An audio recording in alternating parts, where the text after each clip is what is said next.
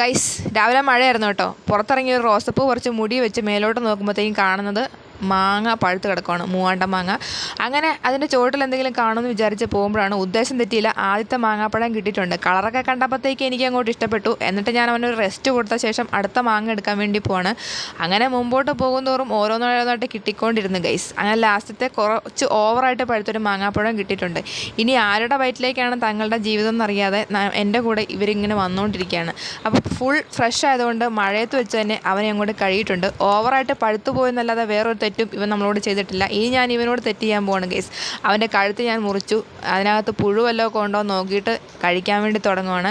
വേറൊരു പ്രത്യേകത, നല്ല മഴയത്താണ് ഈ മാങ്ങാപ്പഴം കഴിച്ചുകൊണ്ടിരിക്കുന്നത്. ചെറിയൊരു മഴ നനഞ്ഞോർത്ത് പനിയൊന്നും വരത്തില്ല ഗൈസ്. അങ്ങനെ അതിൻ്റെ നൊസ്റ്റാൾജിയ ആസ്വദിച്ച് ഞാൻ മാങ്ങാപ്പഴം വളരെയധികം രുചിയോടെ കഴിച്ചുകൊണ്ടിരിക്കുകയാണ്. ഈ വീഡിയോ ഇഷ്ടപ്പെട്ടാൽ കമൻറ്റ് ചെയ്യാൻ വേണ്ടി മറക്കരുത്. അത്രയേ ഉള്ളൂ. പുതിയ വേറൊരു വീഡിയോയിൽ നമുക്ക് കാണാം കേട്ടോ. Thank you.